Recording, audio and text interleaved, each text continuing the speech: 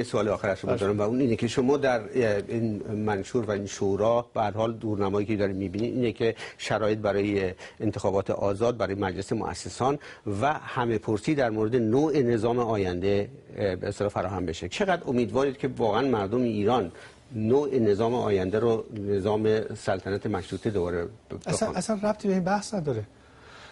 اگه شما من از این سوال منه که شما چقدر امیدوار، خب به هر حال شما برای من مهم نیست شما شکل نظام با این ظرفیت وارد برای من این جریان شدید. اصلا شکل نظام برای من مهم نیست، محتوای نظام همیشه شما براتون مهم نیست که آینده نظام سلطنتی باشه یا جمهوری دموکراتیک باشه، حالا چه جمهوری چه مشروطه است، اون تصمیم مردم. شما چی میشه؟ شما یعنی تو این وسط برفرض که مردم رأی ندادن به نظام سلطنتی، شهروند مملکت هستن، یه راهی برای خدمت شما میگین که من میخوام مدافع و وکیل مردم باشم، به چه شکلی میخواین این به اصطلاح وکالت مردم رو اجرا بکنین؟ اگر که اون موقع بهش میرسم فکر میکنم که کجا میتونم موثر باشم. الان میدونم در چی میتونم موثر باشم. یعنی الان قطعا شما میتونید بگین تمام این تلاش ها برای این که فراهم کردن شرایطی در ایران باشه که احیانا شما ممکنه فکر بکنین مردم رأی بدن به بازگشت نظام سلطنتی به ایران. ببینید شما دارین 4 قدم بعد رو مطرح میکنید. من الان دارم میگم ملت ایران، من سوالم اینه که هدف فعلی شما این هست یا نیست؟ من دارم سعی میکنم جواب بدم. خواهش میکنم. ببینید تمام حرف اینجاست، آیا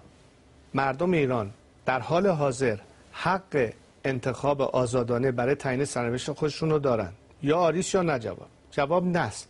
برای اینکه به این حق برسن شرایطی باز فراهم بشه. هدف من و با همکاری با هر نیرویی که امروز میتونه در قالب این شورا معرف یه راهکاری باشه و یه استراتژی و یک کمپین برای رسیدن به اون شرایط این هست که به اون شرایط برسیم.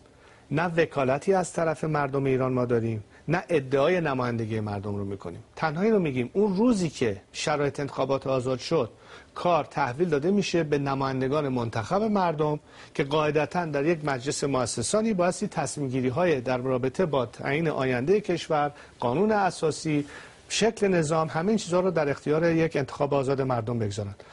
اون روزی که میرسیم و مشخص میشه معلوم میشه که بالاخره جامعه در اکثریت چه نوع نظامی رو میخواد. مهم برای من ارائه دادن یک وسیله است برای خروج از این حاکمیت و یک آینده در یک آلترناتیو، یک نظام سکولار پارلمانی که به دموکراسی راستین بشه رسید. بقیه‌اش دیگه با خود مردم، اکثریت هر چی انتخاب کرد.